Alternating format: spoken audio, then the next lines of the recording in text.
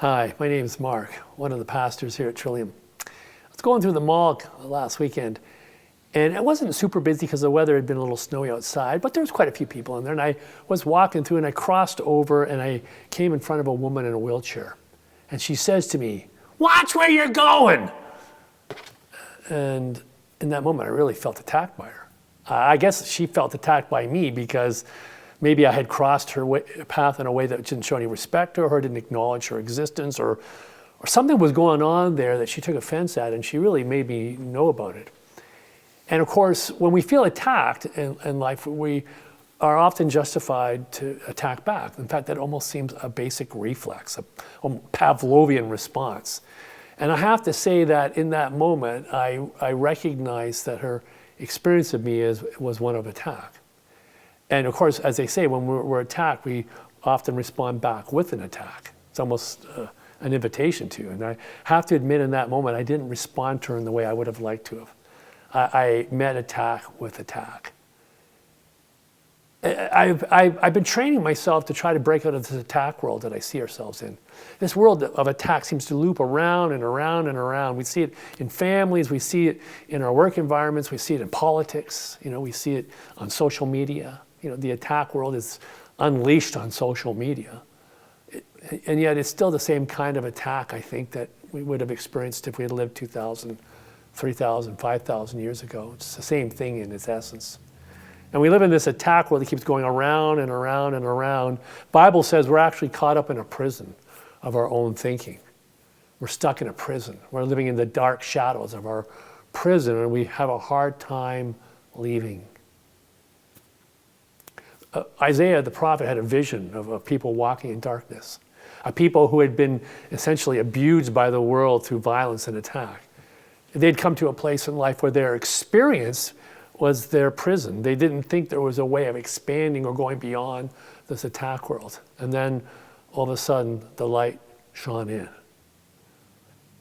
The prison door had been flung open. The prison door for our way of thinking is always open for us. We don't realize it, but it's actually very easy for us to move out of the prison of our own thinking, to escape the pattern of the attack world. The key, of course, is that we have to believe there's something better waiting on the outside for us than it's on the inside. That's a real challenge. I've met people who have been in marriages that were really ultimately a place of attack for them. They were stuck in a really dark place.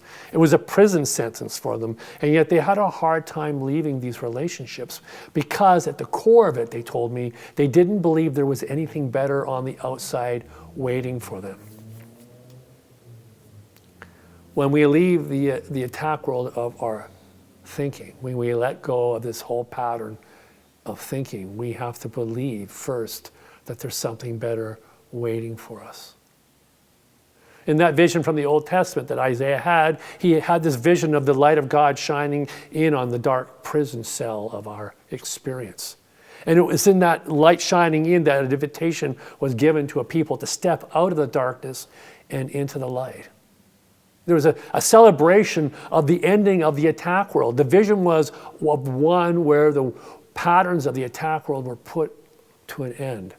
The weapons of war were transformed into weapons of peace. The weapons of violence and destruction were transformed into ways of love and charity with one another.